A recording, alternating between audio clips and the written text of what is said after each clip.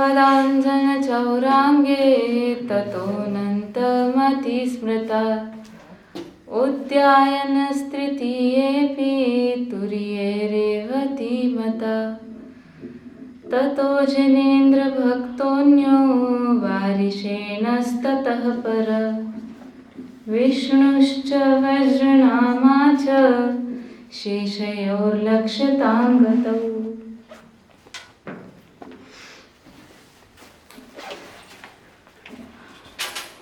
भाइयों, सम्यक दर्शन के 8 अंग होते हैं।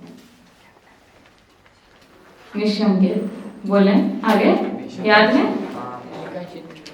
निकांक्षित, निर्विचिकित्सा, अमूढ़ दृष्टि, उपगूहन, स्थितिकरण, वात्सल्य और प्रभाव।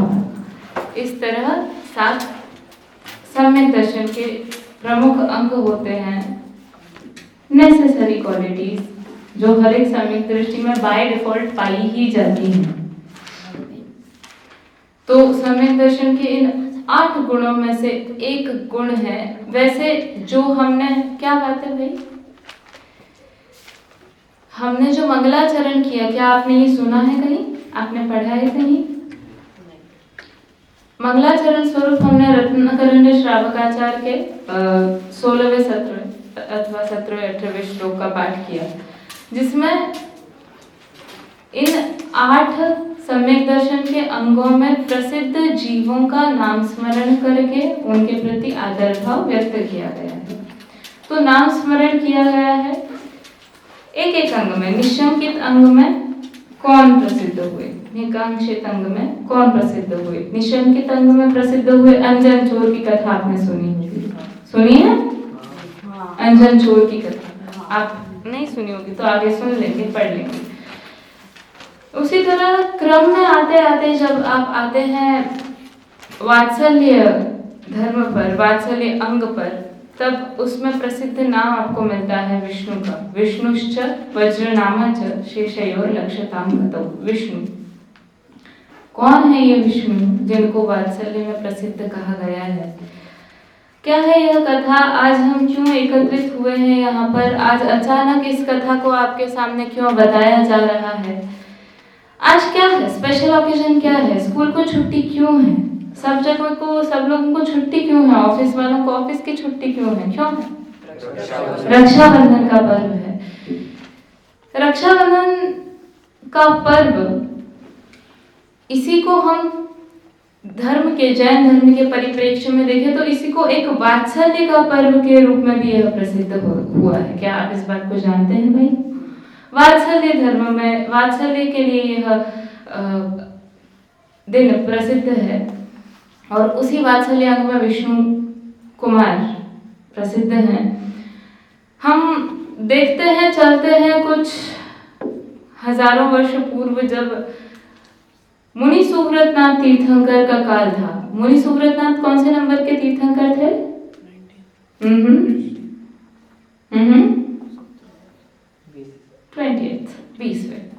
20वें नंबर के तीर्थंकर मुनि सुव्रतनाथ। उनके समय की घटना है, उनके समय की बात है। अवंती अथवा मालवा नाम का देश था। अवंती को ही मालवा, आज मालवा कहते हैं, उस समय में उसका अवंती देश नाम था। अवंती देश का एक नगर था उज्जैन नगर। उज्जैनी भी कहते हैं उस नगर को, उज्जैन भी कहते हैं। उज्जैन नगर था जहाँ क्षिप्रा नदी बहुत, जहाँ की फेमस है, जहाँ पर क्षिप्रा नदी बहा करती है, ऐसा वह उज्जैन नगर था। उस समय की बात है, 20वें तीर्थंकर के काल की बात है, जब वहाँ राजा श्री वर्मा राज्य किया करते थे। अच्छा भाइयों, आज आपने कौन सी पूजन की आज आपने? रक्षाबंधन की पूजन की। क्या नाम था पूजन का? रक्षाबंधन पर्व पूजन, ठीक है। कहीं कहीं उसका नाम कुछ जिनवाड़ियों में अलग रहता है, विष्णु कुमार मुनिराज के नाम से रहता है, उनके महिमा के लिए। ठीक, आप लोगों ने ध्यान दिया इन बातों पे? आप लोग ध्यान से पढ़ रहे थे कि पढ़ने के लिए पढ़ रहे थे? ध्यान से पढ़ रहे थे, ठीक है। राजा श्री वर्मा राज्य करते थे। उनकी पत्नी का नाम श्रीमती था।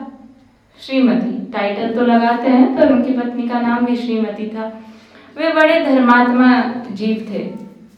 उनकी पत्नी बहुत धर्मात्मा थी। राजा अपने आप में भी बहुत धर्मात्मा थे, क्योंकि राजा धर्मात्मा ही शोभा देता है। प्रजा में जिसको सुशासन कहते हैं, जिसको अच्छा राज्य कहते हैं, उसको संचालित करने के लिए राजा का धर्मात्मा होना बहुत आवश्यक है। राजा में वो धर्म के एलिमेंट्स नहीं होंगे तो न्याय नीति भी उसके जीवन में उतनी नेचुरली नहीं हो पाएगी जितनी एक धर्मात्मा के जीवन में होती है। तो राजा श्री वर्मा धार्मिक थे, धर्मप्रिय थे, मुनि देव शास्त्र गुरु के प्रति अथाह श्रद्धा रखते थे। परंतु विडंबना यह थी कि राजा श्री वर्मा जितने धर्मप्रिय थे, उनके मंत्री उतने ही दुष्ट एवं अधर्म के परिपालक थे, धर्म के विरोधी थे। उनके 4 मंत्री थे मुख्य रूप से, बलि, नमुची, प्रहलाद और बृहस्पति। कौन कौन से नाम बोले? बोलो। बलि, नमुची, हाँ, प्रहलाद और बृहस्पति, ये 4 उन राजा के मंत्री थे। आप जानते हैं राजा के हाथ पैर मंत्री ही हुआ करते हैं। हाथ पैर, कान, नाक, आँख, इसका मतलब क्या? राजा के यहाँ मंत्री चिपका होता है, यहाँ मंत्री चिपका होता है, ऐसा नहीं। राजा के, अभी देखो, राजा तो राजा है। राजा रास्ते में तो जाएगा नहीं क्या क्या चल रहा है, रोज देखने जाएगा नहीं उसको, और वो एक ही व्यक्ति है तो उसको सब जगह की जानकारी तो हो नहीं सकती है। और राजा की अपब्रिंगिंग आप समझते हैं, बचपन से पालन पोषण अलग तरह से हुआ करता है। जैसा कॉमन पीपल का पालन पोषण हुआ करता है, उससे अलग एक राजघराने के व्यक्ति का पालन पोषण हुआ करता है। अब एक आम जनता से राजा को कनेक्ट करने के लिए कौन व्यक्ति सहायक होगा, कौन व्यक्ति होगा जो सही सलाह दे उस राजा को, सही या फिर सलाह दे। वैसे तो सही सलाह देने वाले को ही मंत्री कहा जाता है, जो सही मंत्र ना करे वह मंत्री कहलाता है। इसलिए यह बात बिल्कुल प्रसिद्ध है कि मंत्री अच्छा हो तो शासन अच्छा होता है। मंत्री मतलब अभी आज की तारीख में आप मिनिस्टर्स कह लीजिए, जो एकदम बड़ा मुख्य पद पर जो स्थित है, उनके आजू बाजू में जो मंडली रहती है, जो मिनिस्टर्स रहते हैं, वो उनके सलाहकार के रूप में काम करते हैं। तो ये 4 मंत्री थे। मंत्री जितने अच्छा होंगे, शासन उतना ही अच्छा होगा, क्योंकि राजा को उसी तरह की इंफॉर्मेशन पहुंचेगी और उसी के बेसिस पे राजा डिसीजन लेगा। अब ऑन द अदर हैंड अगर मंत्री खराब होंगे, दुष्ट होंगे, पाप प्रवृत्ति के होंगे, तो शासन में भी उतना ही कोलैप्स हो जाएगा, उतना ही गर्त में गिरता जाएगा, उतना ही ठीक से नहीं चलेगा।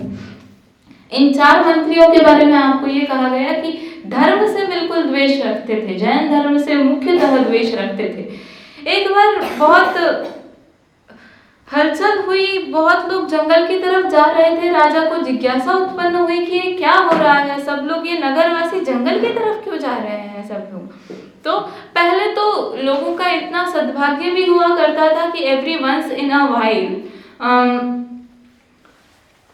मुनिराजों का जंगल में आगमन इत्यादि हुआ करता था।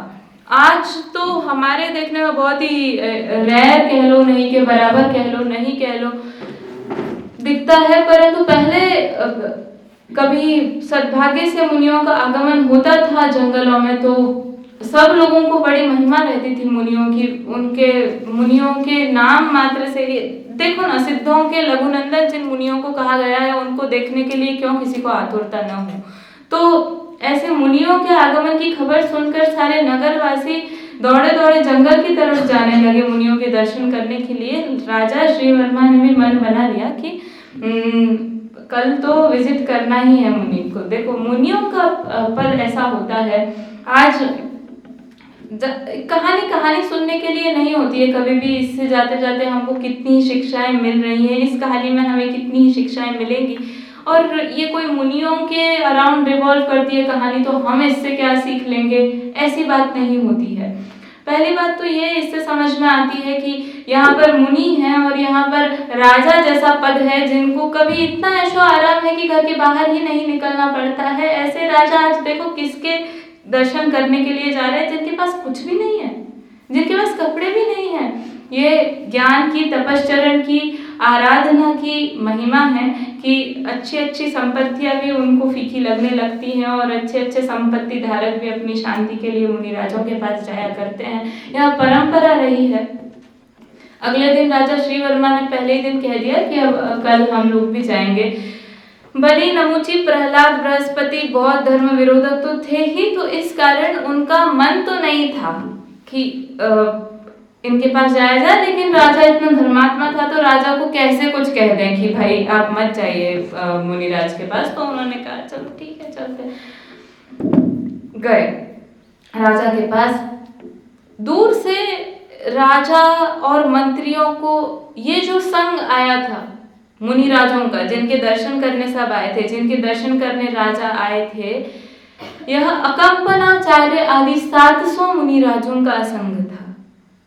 700 मुनिराजों का संघ। अब आप ये भी सोचिए कि आप लोग तो ढंग से 30 भी नहीं हो ना, नहीं आप लोग 30 नहीं हो, 14 हो, तब भी संभालने को आसान नहीं हो। शुभम भैया से पूछो तो वहां पर तो सैकड़ों में व्यक्ति रहते थे और एक जन उनका आचार्यत्व करते थे। तो 700 मुनिराजों के संग, इतने बड़े बड़े संग रहते थे, हमारे कल्पना के बाहर की बात है। लेकिन मुनि होने के नाते उनका भी सेल्फ डिसिप्लिन, उनकी आत्म साधना आदि भी तीव्र जाति की रहती थी। तो इसको इस तरह से भी देखा जा सकता है कि एक ही जन से इतने सारे लोग भी संभल जाते थे। खैर, यहाँ पर 700 मुनिराजों का संघ था। 700 मुनिराजों के संघ को देखकर 700 मुनिराजों के संघ के आचार्य अकंपनाचार्य ने इन 5 लोगों को आता हुआ देखकर, 5 मतलब आगे पीछे और भी होंगे, ये 5 लोग मेनली सिक्योरिटी गार्ड्स वगैरह ये तो होते ही होंगे राजा के आसपास, देखा। उन्होंने ज्ञान से जाना, ये मुनिराज बहुत ज्ञानी होते हैं, आप तो जानते ही होंगे, आपने कितनी ही कथाएं सुनी होंगी कि इतना सा चिन्ह देखा और वो पहचान गए कि भविष्य में क्या होने वाला है। मुनि आदि जानते हैं कि नहीं जानते हैं आप? इतना, एक किसी बच्चे को रोते हुए देखा, समझ गए कि आगे 12 साल का अकाल आने वाला है। इतने से इसको देखकर, चिन्ह को देखकर आप कैसे पहचान रहे हैं? उनमें विशेष ज्ञान की विशेषता होती है, तो उससे वे जान सकते हैं। अब वे दूर से ही आते हुए उन्होंने देखा और वो समझ गए कि ये जो 4 मंत्री हैं ना राजा के साथ, ये बहुत खोटी बुद्धि वाले हैं, ये बहुत उल्टी बुद्धि वाले हैं। इनको उपदेश देने का कोई फायदा नहीं है। इनको उपदेश देंगे तो ये अपना ही अपमान करने लगेंगे। ऐसी सारी बातों को समझकर मुनि आचार्य अकंपन ने अपने संघ को उनके आने के पहले ही आदेश दे दिया कि अभी सब लोग मौन रहेंगे और अपनी अपनी आत्म साधना में लीन रहेंगे। आशीर्वाद वगैरह भी आपको नहीं देना है।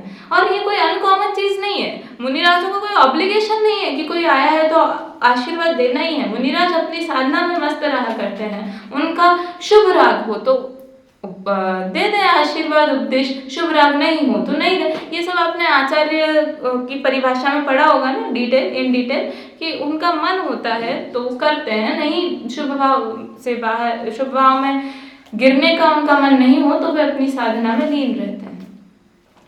साधना में लीन हो गए सब लोग। अभी इस समय द संघ वॉज कंप्लीट, 700 लोग थे, बस एक जन थे जिन्होंने ये रूल नहीं सुना था, क्योंकि वे आहार करने गए हुए थे। मुनि श्रुत सागर थे, वे आहार करने गए थे और उन्होंने नहीं सुना, तो वे थे नहीं अभी संघ में। ये लोग आए, मुनिराज को ढूक दी, नमोस्तु आदि बोला, मुनिराज के दर्शन किए राजा ने। मंत्रियों को भी वो सारी विधि फॉलो करनी पड़ी राजा के होते हुए। इन लोगों ने मौन ले रखा था, पहले ही डिसाइड कर लिया था, तो कोई कुछ बोला नहीं।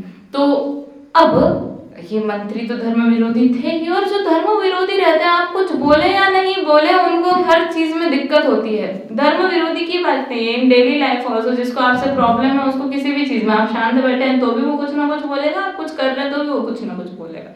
तो जिसको प्रॉब्लम है उसको प्रॉब्लम ही है।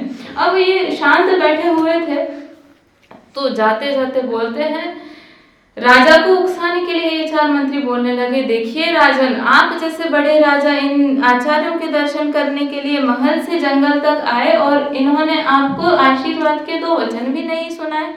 मौनम मूर्खस्य भूषणम, उन्होंने कहा। अब ये नहीं जानते थे कि मौन मूर्खों का भूषण होता है, लेकिन मौन वीरों का भी भूषण होता है। ये भी एक बहुत बड़ी बात है समझना कि कब बोलना, कहाँ कितना बोलना ये तो ठीक ही है, लेकिन कब बोलना ये भी एक समझदारी की बात होती है। जहाँ पर सामने वाला हमें लगे कि पात्र नहीं है, वहां पर नहीं बोलना ही ठीक रहता है। क्या है वो कहावत, सीख न दीजिए बांदरा भैये के घर जाए, क्या है उसकी स्टार्टिंग? ठीक है, आपने सुनी है कभी? उसमें एक कहानी आती है, पंचतंत्र वगैरह में चलती है कहानियां कि एक वो था, घोंसला था। चलो किसी और दिन या फिर आप पढ़ लेना, सीख न दीजिए बांदरा भैये के घर, मतलब सीख उसी को देनी चाहिए जो सुनने वाला हो, समझने वाला हो, नहीं तो उल्टा अपना ही नुकसान होता है। तो उन्होंने कहा मौनम मूर्खस्य भूषणम, राजा ने इग्नोर कर दिया और चलते रहे, वापस जा रहे थे on their way back to Mahal. वो थोड़ी देर रुके होंगे ऑफ कोर्स, लेकिन मुनिराजों को कुछ नहीं बोलता देखकर वापस जाने लगे। और जब वापस जा रहे थे तो जो मुनि श्रुत सागर थे, जो बच गए थे इस संग से, जो अभी आहार करने गए हुए थे और आहार कर लौट रहे थे, उनको देखकर इन लोगों ने कहा कि ये मंत्रियों ने कहा कि ये देखो एक बैल वहां से खा के चला आ रहा है, ऐसा बोला। मुनिराजों का अपमान तो उनको करना ही था धर्म से मुनिराजों के प्रति, जैसे जिन मुनिराजों के प्रति इतना आदर भाव होना चाहिए, जिनके प्रति किंचित भी खराब भाव मन में नहीं आना चाहिए, उनके प्रति ऐसे शब्द राजा ने सोचा मन में, कहाँ इन मूर्खों के मुंह लगेंगे। मुनिराजों ने वह शब्द सुन लिए, बोला ही इस इंटेंशन से था कि मुनिराज को समझ में आए, कि मुनिराज को उकसाएं।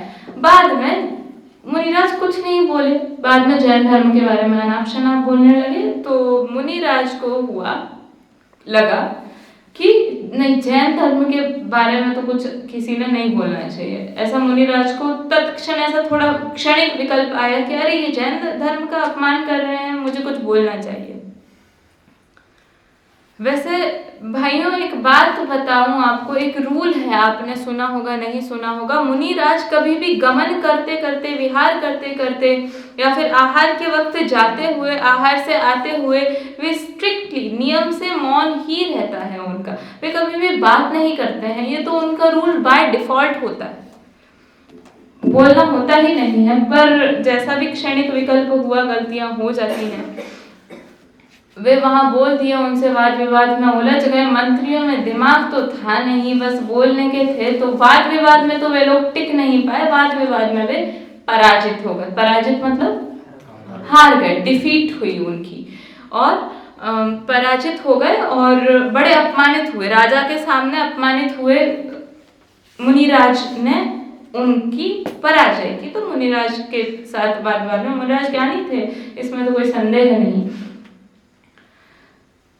हुए। उनको अपमान का घूंट पीकर रहना पड़ा, अपमान का घूंट पीकर रह जाना समझते हैं आप, जब आपका अपमान होता है but you are not in a position to react, you can not react, तो आपको शांत बैठना पड़ता है, तो उसको कहते हैं अपमान का घूंट पीकर रह जाना। तो वो रह गए, लेकिन उनके मन में उसकी टीस थी कि अरे हमारा राजा के सामने इन्होंने अपमान किया, राजा के सामने इन्होंने अपमान किया। अपमान मतलब पराजय ही अपमान है।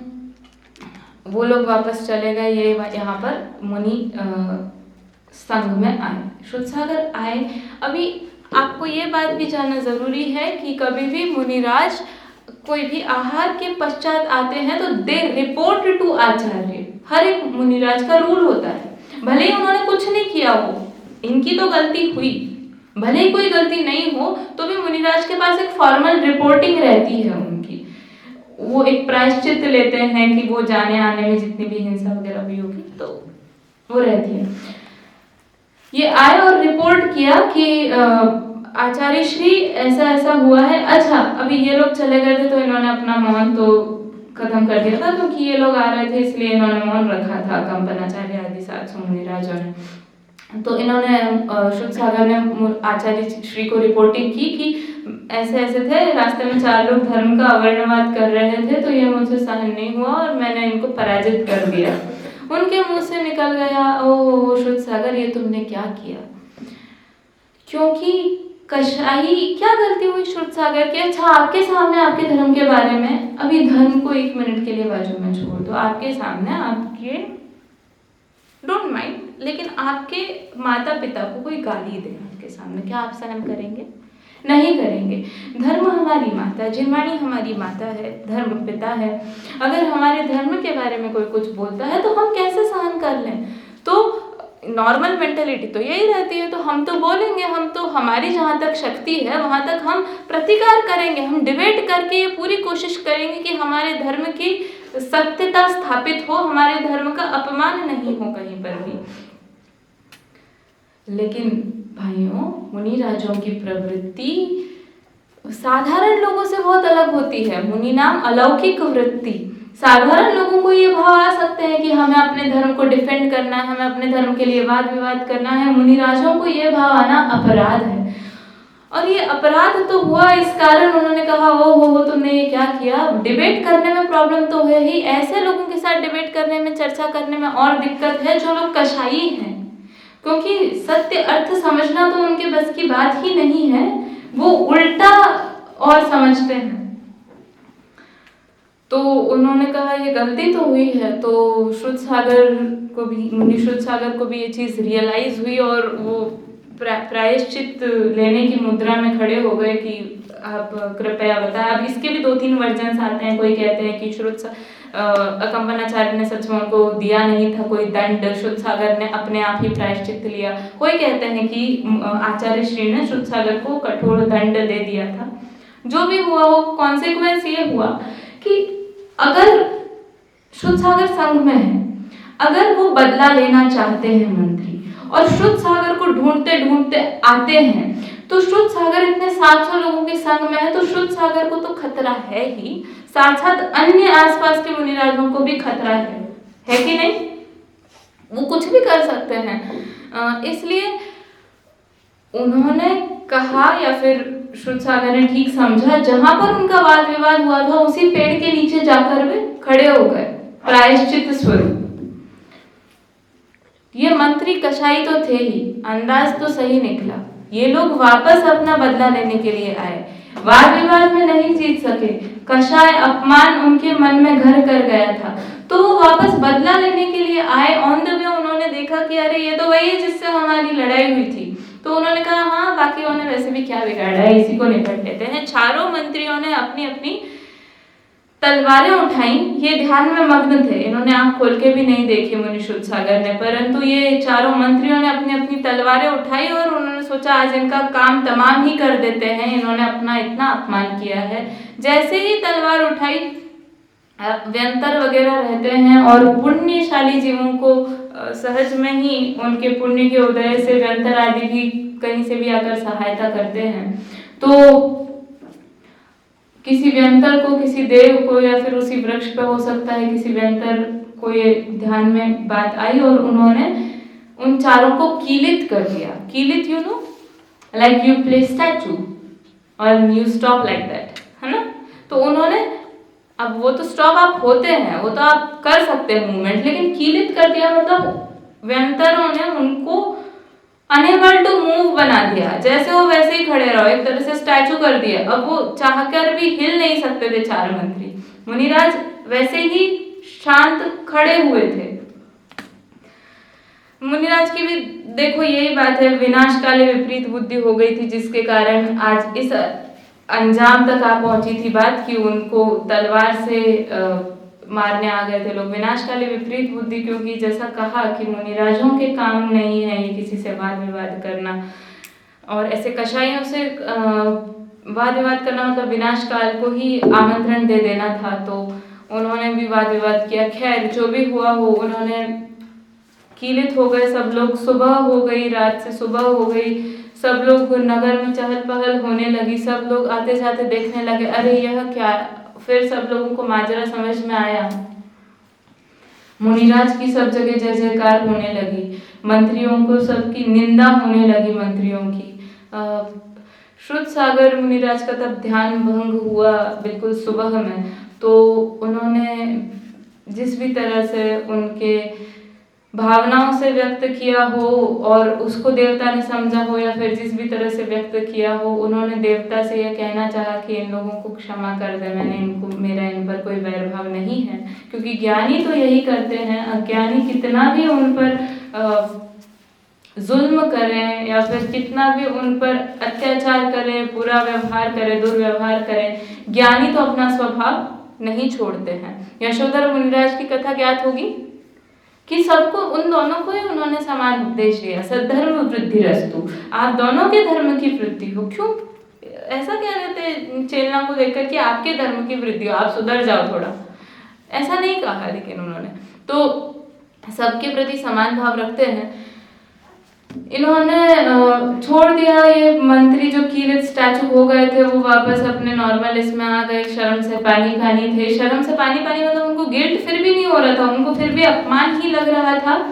अब इस बार राजा को पता चला कि अरे हमारे खास मंत्रियों ने ऐसा किया है। राजा बिल्कुल क्रोध से तमतमा गया, परंतु राजा भी धर्मनिष्ठ था तो उसका भी इतना इस जाति का भाव नहीं हुआ कि इन मंत्रियों को मरवा दो। उन्होंने कहा हमारे गुरु का आपने अपमान किया है, तो उन्होंने कुछ पनिशमेंट्स रखी, जिसके तहत उन्होंने गधे पर गोबर से मुँह लिपटा कर, अभी इसकी भी कई बातें आती है कि ऐसी पनिशमेंट्स दी, और गधे पर बिठाकर उनको पूरे शहर की सैर कराकर देश निकाला दे दिया, मतलब अपने राज्य से बाहर निकाल दिया उन 4 मंत्रियों को। आप हमारे राज्य में रहने लायक नहीं है। एक न्यायप्रिय राजा इससे ज्यादा क्रूरता करे भी तो क्या करे, तो निकाल दिया। अब ये तो बहुत बड़ा अपमान हुआ, पहले तो उनको शब्द का ही अपमान लग रहा था, अब तो इतना गधे पर पूरे शहर की सवारी करा दी, एक एक व्यक्ति के सामने इतना अपमान हुआ, उनको तो बड़ी उसकी आग थी, पर वे कुछ कर नहीं सकते थे इस स्थिति में।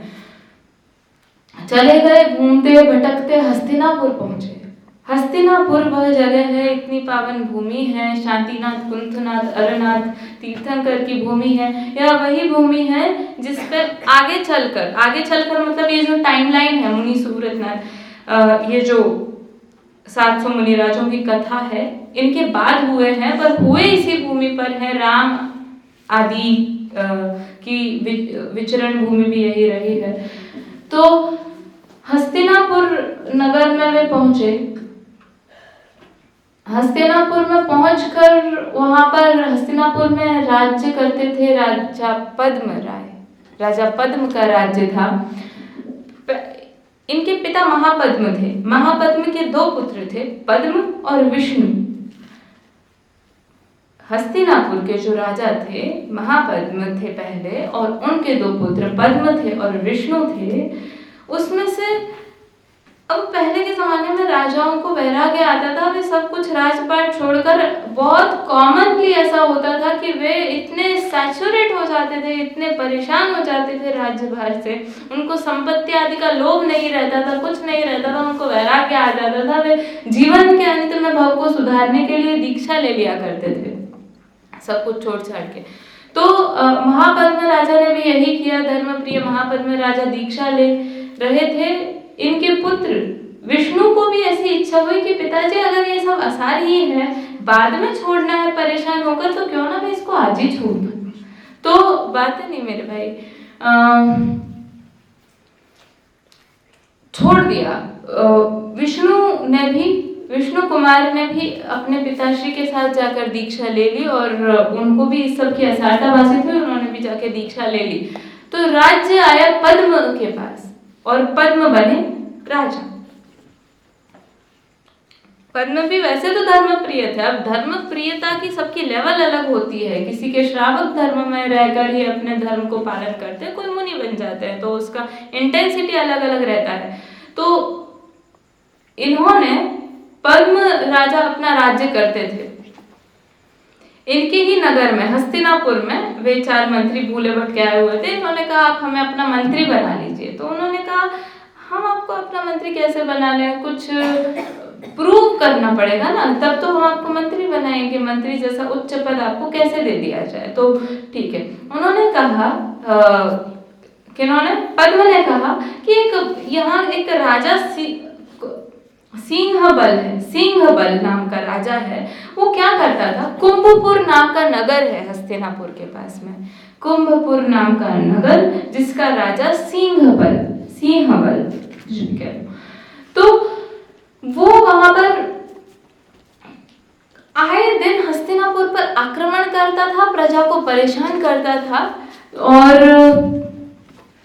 ये कुछ कर नहीं पाते थे। तो इन्होंने कहा कि इसको बंदी बनाकर मेरे सामने ले आओ तो मान जाऊंगा। ये 4 मंत्री क्रूर तो थे ही, कांटे से कांटा निकलता है, एक क्रोधी दूसरे क्रोधी को परास्त कर सकता है। अब एक जो क्रोध कर ही नहीं सकता है वह व्यक्ति क्रोधी का सामना तो कैसे करेगा। जैसा मैंने कहा, पद्म राजा तो धर्मप्रिय था, अब वो ऐसे क्रोधी राजा का सामना कर नहीं पाता था। ये क्रोधी ही ठीक थे उन क्रोधी का सामना करने के लिए। ये बलि आदि 4 मंत्री, क्या नाम बोले 4 मंत्रियों के? बलि, नमुची। देख रहे हो, बोलो तो भी, बलि नमुची, बोलो तो आगे के। बलि नमुची प्रमाद प्रहलाद बृहस्पति और प्रहलाद। ठीक, तो ये 4 मंत्रियों ने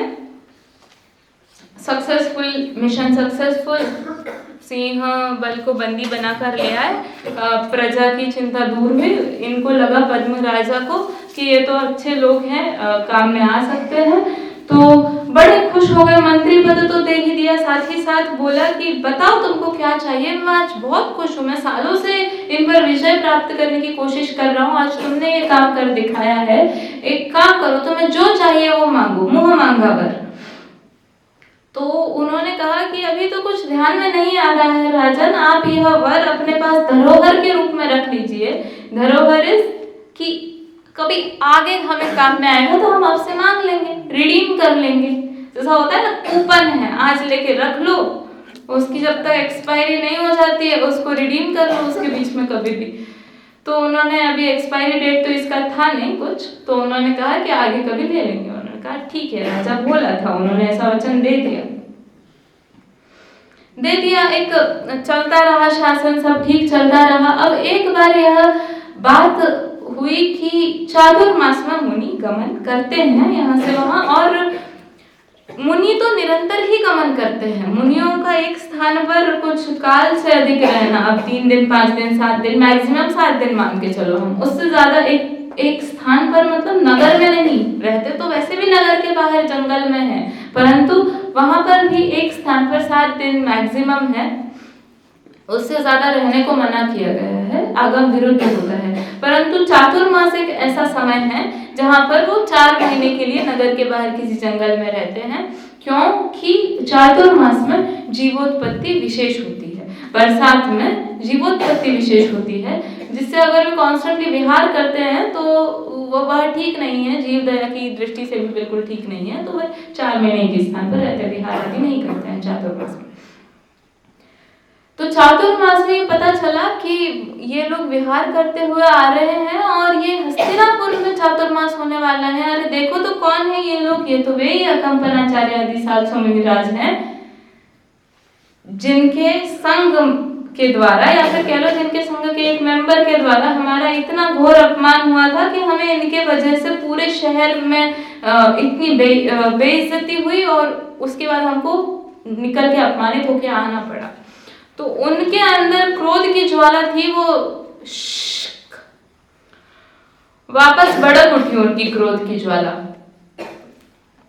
और उन्होंने सोचा अब ये सही समय रहेगा अपना रिडीम करने का। क्या रिडीम करने का? जो वर दिया था ना पद्म राजा ने, धरोहर के रूप में रख लिया था। अब ये बलि ने जाकर कहा कि राजन आपको ध्यान में है जब हम आए थे आपने हमें एक वर दिया था। राजा ने बोला हाँ बोलो बोलो क्या चाहिए तुमको, कुछ भी। तो उन्होंने कहा राजन हमें 7 दिन के लिए आपका राज्य चाहिए। अब वर तो वर था, अभी रघुकुल रीत सदा चली आई, प्राण जाए पर वचन न जाए। कि हमने वचन दे दिया है, अब कुछ भी मांगेगा, 7 दिन के लिए राज्य मांगेगा या 2 साल के लिए मांगेगा, वह दे ही दिया था तो देना ही था वह राज्य, उनको ऑप्शन था नहीं। धोती दुपट्टा पहन के राजा ऐसा ही करते थे, बिल्कुल सिंपल रूप से। उन्हें लगा तो कहीं कुछ अनहोनी ना हो जाए, पर वे भी बंधे हुए थे, तो वचन के द्वारा बंधे हुए थे। उन्होंने अपने महल में चले गए, उन्होंने राज्य 7 दिन के लिए सौंप दिया, उसका विकल्प भी नहीं रखा पद्म राजा ने। अब 7 दिन के लिए उतने में ये लोग आ गए। कौन आ गए? 700 मुनि राजों का संघ हस्तिनापुर में पधारा। वैसे हस्तिनापुर की प्रजा भी बहुत धर्म प्रेमी थी, हम आगे देखेंगे। एक बात लेकिन समझ में आई इससे, कभी भी किसी को ऐसा नहीं बोलना चाहिए या फिर कि जो चाहिए वो दे दो, जो चाहिए वो कल को तुम्हारे घर मांग लेगा उठकर, समझ में आया? जो चाहिए वो। अच्छा कोई बात नहीं, चलो। तो यहाँ इसके बहुत कॉन्सिक्वेंसेस है, बिना सोचे समझे कभी भी ऐसे मुंह मांगा नहीं, सशर्त तो होना चाहिए। कभी भी थोड़ा सा सोच समझ के किसी को भी वरदान देना चाहिए। राजा जैसा व्यक्ति है जिसके पास कुछ भी देने की सामर्थ्य है, उसको तो कम से कम बहुत ध्यान रखना चाहिए। ऐसा पहली बार नहीं हुआ है, ऐसा आप कहीं और इतिहास में से बता सकते हैं जैसे ऐसी घटना से कुछ बुरा परिणाम भुगतना पड़ा हो? क्या यू रिमेम्बर? राजा दशरथ जानते हैं? कौन? राम भरत आदि के पिता राजा दशरथ, जिनकी रानी थी कैकेयी। जानते हैं ना? कैकेयी नहीं जानते? हंस रहा है ये बच्चा। उन्होंने क्या किया था, लॉन्ग स्टोरी शॉर्ट, वहां पर एक बहुत, ये कैकेयी जो थी, कैकेयी राजा की पुत्री थी, नई शादी हुई थी दशरथ के साथ, और ये उसमें युद्ध कला में बहुत निपुण थी।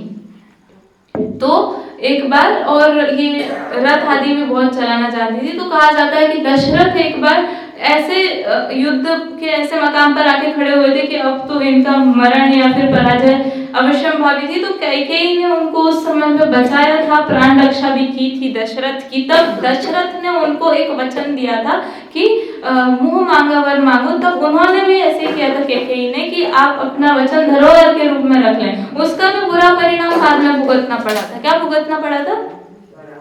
जब राम को 14 साल का वनवास हुआ था, वो इसी के फलस्वरूप हुआ था। अन्यथा उस दिन राम का राज्याभिषेक होने वाला था।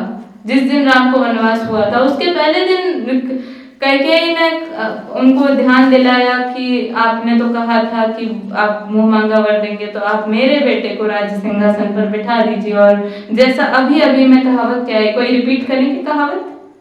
आपको कहावतें पता होनी चाहिए, कोई रिपीट करेंगे? बोलो। वचन जाए पर प्राण न जाए, ऐसा इनका मोटो है। ये क्या पॉलिटिशियन का प्रभाव है क्या कुछ?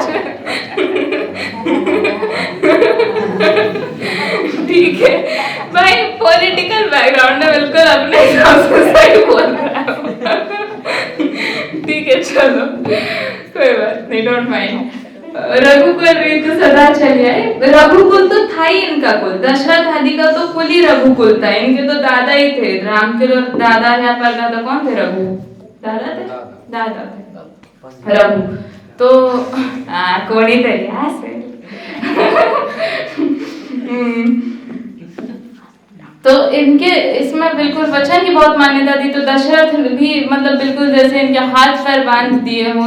वैसे जाते जाते जैन रामायण में ये आता है कि दशरथ को उसके बाद इतना गिल्टी फील हुआ कि उन्होंने तुरंत ही राम के वनवास के साथ उन्होंने भी मुनि दीक्षा ले ली थी, ऐसा आता है जैन पुराण में।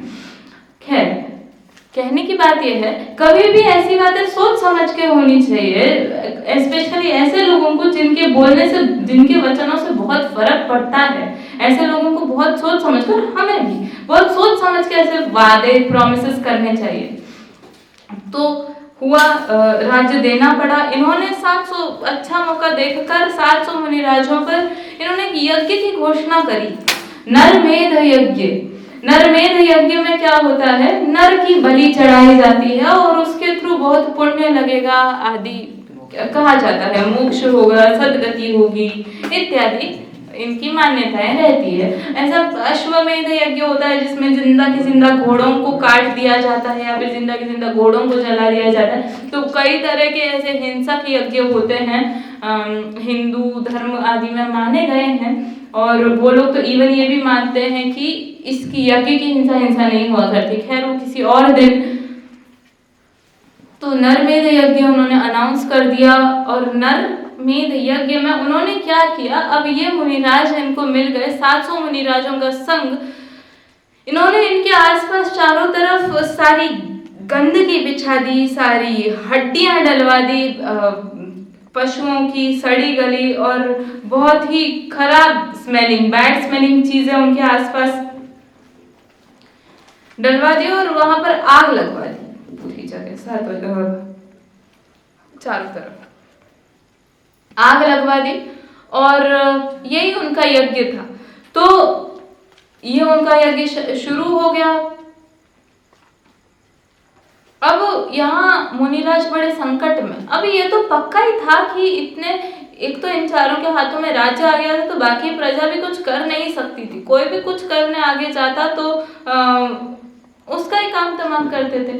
तो कोई कुछ कर नहीं सकता था। मुनिराजों पर इतना भारी संकट। और जैसा मैंने आपको कुछ देर पहले कहा कि ये प्रजा भी काफी धर्म प्रिय थी। तो इन्होंने मुनिराज पर आए उपसर्ग को देखकर पूरी प्रजा ने या फिर जो भी धर्मात्मा लोग थे उन्होंने इतने संकट उनको देखा नहीं गया मुनिराजों के ऊपर। उन लोगों ने अन्न जल का त्याग कर दिया। जब तक मुनिराज का उपसर्ग दूर नहीं होता है हमारे अन्न जल का त्याग। और मुनिराजों का तो एक रूल ही होता है, मुनिराज पर अपने आप पे कोई भी कभी भी उपसर्ग आता है तो खुद उपसर्ग दूर करने का तो दूर दूर तक सवाल नहीं आता है। उनको जब तक उपसर्ग रहता है वो जहां पर जिस स्थिति में है उस स्थिति में ही रहकर, जब तक उपसर्ग किस जाति का है उस पर डिपेंड करता है। पर ऐसा कोई भयानक उपसर्ग हो तो जब तक उपसर्ग का निवारण नहीं होता तब तक अन्न जल का त्याग कर कर वहीं पर साधना कर लेते हैं। वापस I will take you to Muni Yashodhar, जिनके गले में सांप डाल दिया था, तो उन्होंने भी अन्न जल का त्याग करके जब तक ये उपसर्ग दूर नहीं होता, फिर भले ही वो जीवन के अंत तक क्यों ना हो, तो क्योंकि जनरली उपसर्ग इसी हिसाब से किए जाते थे कि इनके जीवन का अंत हो जाए वगैरह वगैरह, अंत समय बिगाड़ना नहीं चाहते कषाय भाव में, तो ऐसे नियम ले लिया करते हैं।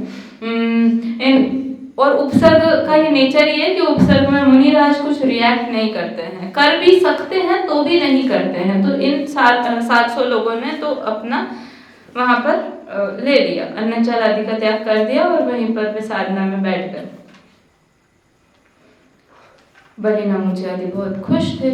इन्होंने, अब क्या हुआ यहाँ पर इतना, अब 700 मुनिराजों पर इतना भीषण उपसर्ग हो रहा है, यह बात अन्य नगरों में भी फैलने को कोई वक्त नहीं लगा। इतनी बड़ी घटना या फिर इतनी बड़ी दुर्घटना, इतनी बड़ी बैड न्यूज लोगों तक पहुंचने में देर नहीं लगी।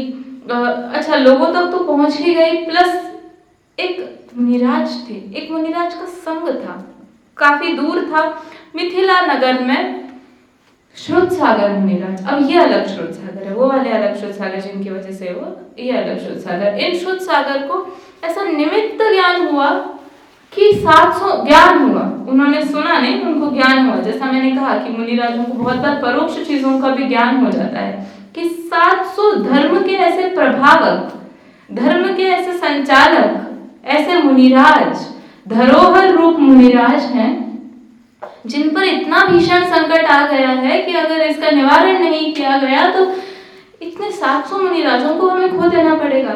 तो उनके मुंह से निकला उफ, ऐसा कुछ निकला। फिर उसका रीजन पूछे जाने पर उन्होंने बताया कि एक संघ में बताया, संघ में एक क्षुल्लक थे, पुष्पदंत नाम के क्षुल्लक थे जिनको आकाशगामिनी विद्या सिद्ध थी, तो वो फास्ट जा सकते थे। तो उन्होंने बताया कि एक विष्णु कुमार मुनि है, पुष्प क्या नाम बताया मैंने अभी आपको, श्रुतसागर मुनिराज। श्रुतसागर मुनिराज जिनको निमित्त ज्ञान में ये चीज आई, उन्होंने क्षुल्लक को कहा कि आप जाएं और उन विष्णु कुमार मुनि को विक्रिया रिद्धि सिद्ध है, वे कुछ कर सकते हैं, वे इस उपसर्ग को टाल सकते हैं, निवारण कर सकते हैं, कृपया आप उनके पास जाएं और इसका कुछ समाधान करें। उड़ चले, कौन उड़ चले? पुष्पदंत क्षुल्लक चले गए अपनी आकाशगामिनी विद्या से और विष्णु कुमार मुनि के पास गए। और विष्णु कुमार मुनि, कौन ये विष्णु कुमार मुनि? कौन ये विष्णु कुमार मुनि? बोलो। महापद्म के बच्चे बच्चे मतलब छोटे से बच्चे। राजा महापद्म जो हस्तिनापुर के राजा थे, अर्थात जिसके राज्य में ये सब कुछ चल रहा है, ऐसे पद्म राजा उनके सगे भाई जो मुनि बन चुके थे, उन विष्णु कुमार के पास गए और कहा कि मुनिराज ऐसा ऐसा संकट है, 700 मुनिराजों पर आपका जो पहले नगर था हस्तिनापुर, आपके जो भ्राता राज्य करते हैं जहाँ पर, वहाँ पर 700 मुनिराजों पर इतना प्राणों का संकट आ गया है, उन पर मुनिराज रक्षा कीजिए। देखिए, ध्यान में रखिए, मुनिराज शुद्धोपयोग में ही लीन रहते हैं, परंतु शुभ राग, अच्छा कोई और 700 लोग कहीं मर रहे होते, कहीं अर्थक्वेक आ रहा होता, आपको लगता है ये मुनिराज किसी को बचाने जाते? नहीं बचाने जाते। पर बात साधारण भावनाओं की नहीं है, बात धर्म की रक्षा की है, क्योंकि न धर्मो धार्मिके बिना, ये रत्नकरण्य श्रावकाचार्य के वर्ड्स है कि जब धर्म कराने वाला ही नहीं बचेगा तो ग्रंथ मान लो लिख के चले गए, लेकिन ग्रंथ को पढ़ने वाला ही नहीं है, तो ग्रंथों का मतलब क्या है? जब धार्मिक ही नहीं बचेंगे, धर्म करने वाले कराने वाले, तो इसका मतलब क्या है? अब 700 मुनिराज जो धर्म के प्रणेता माने जाते हैं, धर्म कराने वाले माने जाते हैं, धर्म का दूसरा रूप माने जाते हैं, ऐसे मुनिराज चले गए तो कितनी बड़ी क्षति भोगनी पड़ेगी समाज को। इस हिसाब से उन्होंने कहा और उनका शुभ राग उस हिसाब से हुआ सारे मुनिराजों का। विष्णु कुमार मुनिराज के पास जाकर ये ऑफर रखा तो विष्णु कुमार ने कहा, विक्रिया रिद्धि मुझे, मुनिराज पहले बैठे रहते थे ध्यान में, जो रिद्धियां होती है वो तपश्चरण के बल पर हुआ करती हैं, और रिद्धियां होती उनको हैं जिन्हें रिद्धियों की चाहत नहीं होती है, रिद्धियों के लिए रिद्धियां करते हैं तो रिद्धियां प्रकट नहीं होती हैं, वो तपश्चरण करते हैं तो as a by product, as a extra thing वो रिद्धियां प्रकट हो जाती हैं। रिद्धियां प्रकट करने का उनका कोई इंटेंशन नहीं रहता। और बहुत बार तो ऐसे मुनिराज होते हैं कि जो तप करते हैं, तप करते करते उनको रिद्धियां प्रकट हो जाती हैं, लेकिन वो मान लो शुभ भाव में आए ही नहीं, या फिर इतना शुभ भाव उनके हुआ ही नहीं, तो वो अपना अपना आगे तप करते रहे और आगे शुद्धोपयोग होकर मोक्ष हो गया। मतलब उनको एक पॉइंट ऑफ टाइम पे कभी रिद्धियां थी तो उनको पता भी नहीं था। समझ में आया? अब केवल ज्ञान हो गया तो सब पता चल जाएगा, पर ऐसा भी होता है कि बहुत मुनियों को पता ही नहीं होता है हमारे पास रिद्धि है। थोड़ी ना डेली टेस्टिंग करेंगे कि कल मैंने इतना तप किया था तो देखते हैं आज कोई रिद्धि हो गई है कि नहीं हो गई है, ऐसा नहीं होता है। तो मुनि विष्णु कुमार को किसी और ने कहा कि आपको रिद्धि, उन्होंने कहते हैं अपना एक हाथ आगे करके देखा और वो यूं बढ़ता चला गया, तब उनको समझ में आया कि अरे हाँ मुझे रिद्धि प्रकट हो गई है। उनको भी ये ठीक लगा कि हो सकता है शायद 700 मुनिराजों की रक्षा में किसी हिसाब से कर पाऊं, और इसलिए उन्होंने कहा ठीक है कुछ प्रयास करते हैं। अब ध्यान में रखिएगा वापस, मुनि रक्षा अच्छा काम है कि बुरा काम है? बहुत अच्छा काम है। क्यों अच्छा काम नहीं है? आज आपके हमारे सामने कोई मुनि कोई संकट में होंगे तो क्या हम रक्षा नहीं करेंगे? बिल्कुल रक्षा करेंगे, लेकिन अच्छा काम है। किसके लिए? आपके हमारे लिए। एक मुनि के लिए ये अच्छा काम नहीं है कि वे मुनि रक्षा करें, क्योंकि कुछ भी हो वो उस पद से ऊंचा उठ चुके हैं किसी की रक्षा करने कराने के। आप उस स्वाध्याय में थे नहीं 2-3 दिन पहले के, लेकिन मुनि को कमंड, मुनि के सामने कोई प्यास से जीव मर रहा है, उनके कमंडल में पानी है, वे देंगे कि नहीं देंगे? वे नहीं देंगे। लोगों को लगेगा बड़े निर्दय हैं, लेकिन सच पूछो तो उन्हें वो प्यास दिख ही नहीं रही है। वो व्यक्ति उनको प्यास से तड़पता दिख ही नहीं रहा है, वो व्यक्ति उनको तत्व ज्ञान के अभाव में तड़पता हुआ दिख रहा है। इस कारण वह व्यक्ति दुखी है ऐसा समझ रहे हैं, और इस कारण अगर वे कुछ करें तो उनका शुभ राग इतना ही परिणमित होगा कि वे आगे जाके बस उस व्यक्ति को तत्व ज्ञान जरूर दे सकते हैं, पर पानी वगैरह देना ऐसे काम में नहीं करेंगे। खैर, इन 700 मुनिराजों ने तो मदद मांगी भी नहीं थी, ये तो बाहरी लोगों के विकल्प थे जो इनको मदद कर रहे थे। वे स्वयं मुनिराज थे। विष्णु कुमार मुनिराज को यह विकल्प हुआ, परंतु ऐसा कार्य करने के लिए, इतना शुभ कार्य करने के लिए भी इतने झंझटें करनी पड़ती हैं, इसके लिए भी मुनि पद तो कोई योग्य नहीं था। तो सबसे पहले उन्होंने अपनी दीक्षा का छेद किया। दीक्षा का छेद करना इस, आप दीक्षित हैं परंतु अब दीक्षा का छेद कई कारणों से हो सकता है। तो किसी कारण में ऐसा होता है कि नहीं पल रहा है अभी, तो कर लिया दीक्षा का छेद और बन गए गृहस्थ। समंत भद्राचार्य की कहानी सुनी है आपने, जिसमें उन्हें भस्मक व्याधि हो गई थी, तो कहते हैं उन्होंने दीक्षा छेद कर ली थी, क्योंकि ये काम मुनि के पद में रहकर करने लायक नहीं है। तो वैसे ही इनका भी था, मुनि के पद में रहकर काम अच्छा है पर मुनि के पद में रहकर करने लायक नहीं है, इसलिए इन्होंने पहले दीक्षा छेद की। एक बावनीय का वेश बनाया। बावनीय इज बॉल, समझते हैं आप? कोई ना लोग होते हैं ऐसे जो नेचुरल हाइट से छोटी हाइट के हुआ करते हैं, उनको बौने लोग कहा करते हैं। मतलब जैसे मान लो 30 साल का भी कोई आदमी है तो भी इतनी हाइट, अरे वर्ल्ड रिकॉर्ड तो कोई इतनी हाइट बहुत छोटी हाइट का है, बहुत एज में भी। तो बौने का एक वेश बनाया और वो गए। अच्छा, अभी एक यहाँ पर आते हैं वापस बलि के एरिया में आते हैं। अब ये बलि आदि राजा ये बड़े खुश हो रहे थे ना यज्ञ करके। इन्होंने एक अगले दिन पूर्णिमा थी, तो उन्होंने एक पूर्णिमा के प्रसंग में रखा था, यज्ञ के प्रसंग में उन्होंने एक रखा था किमिच्छिक दान, जिसको जो चाहिए आओ मांग लो ले जाओ। क्या था, खुद का जा नहीं रहा था, 7 दिन के लिए लिया था, बांट लो। खैर उन्होंने कहा जो जिसको चाहिए है आओ ले जाओ। वैसे भी यज्ञ या कोई पूजा या फिर कोई विधान भी अगर धार्मिक परिवेश में करते थे, राजा खुले हाथों से बांटते ही थे। मांगा। अब ये बौना बावनिया जिसको कहा, बौना आया मतलब विष्णु कुमार मुनिराज को जो विक्रिया रिद्धि प्रकट हो गई थी, उसके माध्यम से वे अपना शरीर कितना भी छोटा बना सकते थे। कितना भी मतलब इतना भी छोटा, ऐसी रिद्धियां हुआ करती हैं 64 रिद्धियों में।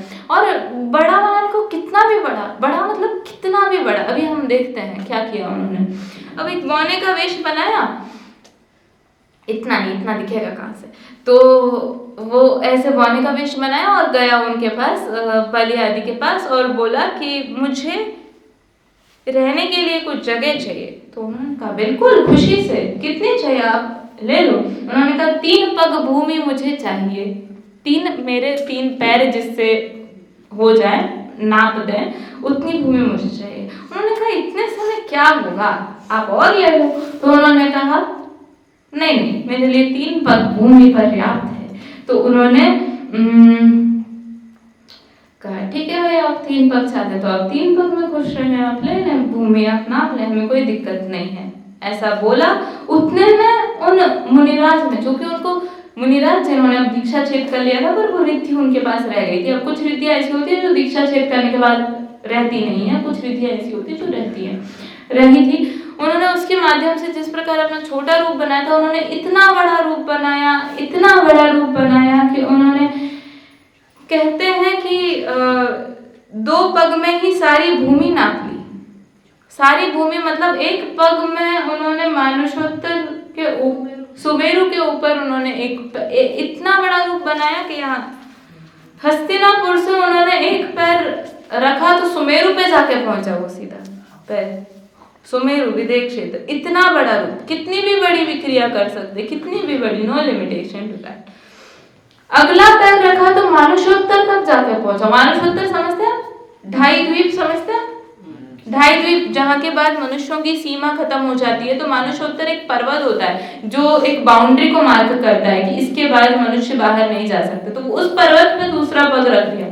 तो मनुष्यों की तो पूरी भूमि उन्होंने नाप ली 2 पैरों में। अब उस बलि को बोला तीसरा पैर कहाँ रखूं, तेरे सर पे रखूं? नहीं, क्या तुम्हारे सर पर मैं तीसरा पैर रखूं? और ऐसा कहकर उनके सर पर तीसरा पैर रखने लग गए। ये चारों मंत्री रोने लगे इनके सामने। उनको समझ में आ गया कि ये जरूर कोई दैवी प्रताप है, पता नहीं क्या है, कुछ गलती हुई होगी, हमारे किसी पापों का प्रायश्चित करवाने के लिए ये मानो यहाँ पर आ गए हैं। उनको ये भी समझते देर नहीं लगी कि ये जो मुनिराजाओं पर उपसर्ग चल रहा है, इस कारण हमको यह भोगना पड़ रहा है। तो इस माध्यम से उन्होंने मुनिराजों का जो था उपसर्ग दूर करवाया। उनको फिर आखिर में आकर शर्म आने लगी, गिल्ट फील हुआ उन 4 मंत्रियों को। उन 4 मंत्रियों ने अपना वापस से जो था आग उसको शमन किया। इस बीच में कई मुनियों के शरीर मानो ऑलमोस्ट पूरे जल गए थे, किन्हीं मुनियों के शरीर आधे जल गए थे, मुंह से उफ नहीं किया था, किन्हीं के हाथ जल गए थे, किन्हीं का मुंह आधा जल गया था। इतना सब कुछ, अरे वह आग 7 दिन तक लगातार जलती रही थी। वो 7 दिन में कितनी बड़ी होगी, किसी और के बस की थी नहीं कि उसको बंद करवा सके। तो 7 दिन तक उस जलती आग में शरीर तो कितने ही मुनियों के जल गए थे, परंतु उनकी आत्मा पर किंचित भी दाग नहीं आ पाया था। वो बाहर की आग मानो उनके शरीर के अलावा कुछ बिगाड़ ही नहीं पाई उनका। कितनी ही घटनाएं आती हैं, हमको ऐसा लगता है इतना आधा शरीर जल गया और बैठे रहे। कितनी ही घटनाएं आती हैं। घानी समझते हैं आप? घानी मतलब आप तेल निकालते हैं ना, उसकी बड़ी बड़ी मशीन्स होती है, तो जो बड़े स्केल पर भी निकालते हैं। तो घानी हाँ, पहले के जमाने में हाँ ऐसी घानियां हुआ करती थी। घाने में निकालते थे, हाँ पीसते थे ऐसे। हाँ, तो वैसा पहले घानी में ऐसे पीसते थे, तो वो बड़ी तो बहुत हुआ करती थी। तो मतलब मुनिराज के मुनिराज इंसान के इंसान को पूरा घानी में पेल दिया और उफ नहीं। तो कहने का मतलब ये है कि इतनी सहन शक्ति, जैसे पहले कहा था, मुनि नाम अलौकिक वृत्ति साधारण मनुष्यों से कुछ अलग वृत्ति हुआ करती है। एक श्रावक भी हो सकता है कुछ रिएक्ट कर ले विरोधी हिंसा के नाम पर, आदि आदि आप सीखेंगे या सीख चुके होंगे, परंतु मुनिराजों का ऐसा नहीं होता। They don't react to anything. सिगड़ियाँ कितनी जलाई गई, कितनों को ही कपास से लपेट कर उनको वहीं पर जला दिया गया, कितनों पर ही गरम गहने, कितनों को तपा कर गहने। 5 पांडव फिर से हस्तिनापुर की भूमि पर ही इन 5 पांडवों का अस्तित्व रहा है। तो 5 पांडव उनको मतलब एकदम तपते हुए सोने के गहने पहना दिए गए थे उनको। तो उसमें दो की मृत्यु के वे स्वर्ग गए और बाकी 3 मोक्ष गए थे। खैर, तो यहाँ पर इनको भी उपसर्ग हुआ था, परंतु अब ये नहीं आते तो वो तो वैसे ही उनके शरीर जल के खाक हो जाने थे। अगर किसी की योग्यता होती वे मोक्ष में पहुंचते, नहीं होती तो वे शुभ भावों से हो सकता है देव आदि गतियों में जाते, परंतु उफ तो फिर भी नहीं करते। तो इस तरह उपसर्ग का निवारण हुआ। सब जगह देवों ने पुष्प वृष्टि की, रत्न वृष्टि की। सब जगह जो श्रावक गण थे उनकी सांस में सांस आई। जो श्रावक जन मुनिराज की अग्नि को जलता देखकर वो देख नहीं पा रहे थे, जिन्होंने अन्न जल का त्याग किया था, जो प्रति समय कोस रहे थे कि हमारे ऐसे क्या पाप का उदय आ पड़ा कि आज काश उनकी जगह हम ही होते ना तो क्या बिगड़ जाता। कभी ऐसे बहुत महापुरुष को देखकर लगता है ना कि काश उनकी जगह हम होते, क्योंकि हमारी जिंदा रहने नहीं रहने से क्या फर्क पड़ता है, लेकिन इनके जिंदा रहने नहीं रहने से तो फर्क पड़ता है। तो वहाँ पर उन्होंने इस तरह की भावना भाई और वहाँ पर सबको बहुत खुशी हुई। वापस नगर में खुशी का माहौल छाया। मुनिराज अपना अपना आहार लेने के लिए वापस निकल गए और जिनका भाव था वे निकल गए। तो निकले और उस तरह पूरा इस उपसर्ग की विजय हुई। उपसर्ग ये वात्सल्य की कथा के रूप में प्रसिद्ध है, क्योंकि यह वात्सल्य था मुनि विष्णु कुमार का, जिन्होंने एक मुनि होते हुए भी अपने पद से बहुत नीचा कार्य किया। हमें देखने में बहुत अच्छा लगेगा, पर वो उनके पद से बहुत नीचा कार्य था। दीक्षा छेद करनी पड़ी। दीक्षा छेद करने का अर्थ यह होता है कि आपकी अभी की दीक्षा मान लो, अगर मान लो 15 साल भी दीक्षित रहा तो वो अब 0 में गिना जाएगा। अब अगर वापस आप दीक्षा लेते तो कंटिन्यू नहीं मानी जाएगी कि आप 15 साल के दीक्षित हैं और फिर अब आपका 16वां साल शुरू हो गया, ऐसा नहीं। वापस 1 से शुरू करना पड़ेगा। आप पहले दिन के नए मुनि माने जाएंगे अगर वापस दीक्षा लेते हैं तो। लेकिन मुनि विष्णु कुमार का कोई दीक्षा छेद करने का अभिप्राय, कोई गृहस्थी बसाना तो था नहीं। उनका अभिप्राय तो मात्र अन्य मुनियों की, धार्मिकों की रक्षा करना था। उन्होंने वापस अपनी गलती को सुधारने के लिए, गलती तो थी ही, ये तो उनको समझ में आ ही रहा था, उनको उसका गिल्ट फील हो रहा था अपने स्तर पर, परंतु इस शुभ भाव को करने के बाद वे वापस अपना आ गए और उन्होंने वापस जो छेद की हुई थी दीक्षा उसको वापस ग्रहण कर लिया और वे नए रूप से दीक्षित हुए। अपनी आत्म साधना के बल पर मुनि विष्णु कुमार मोक्ष में गए। अन्य जो 700 मुनिराज थे वे भी अपने अपनी आत्म साधना के बल पर मोक्ष को शीघ्र ही प्राप्त हुए। तो इस तरह यह वात्सल्य की कथा प्रसिद्ध है। यह दिन, रक्षाबंधन का दिन, यह दिन था जिस दिन इस उपसर्ग का निवारण हुआ था। यह श्रावण शुक्ल पूर्णिमा का दिन था। श्रावण शुक्ल पूर्णिमा जो आज है, श्रावण शुक्ल पूर्णिमा का दिन था।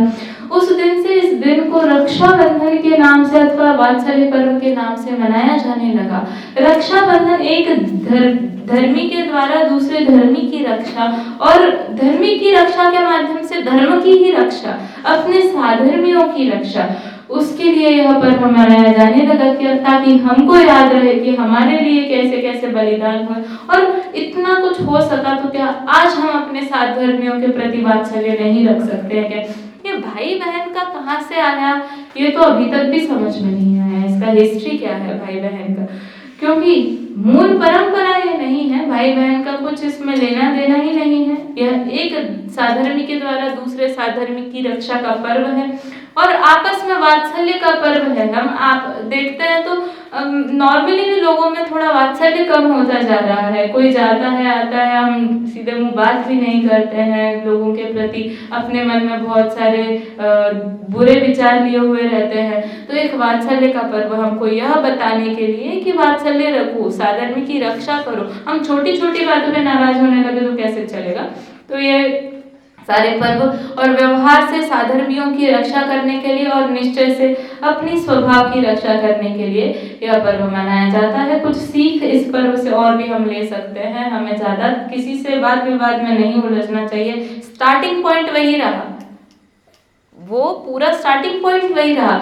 इसलिए नियम सार में गाथा आती है, नाना जीवा नाना कम्मम नाना विहम हवे। क्या खत्म होने के इंतजार में थे? नाना जीवा नाना कम्मम नाना विहम हवे लब्धि तम्मा वयण विवादम सग पर समय जो जीव अनेक प्रकार के होते हैं, नाना जीव नाना प्रकार के होते हैं, उनके परिणाम अनेक अनेक प्रकार के होते हैं।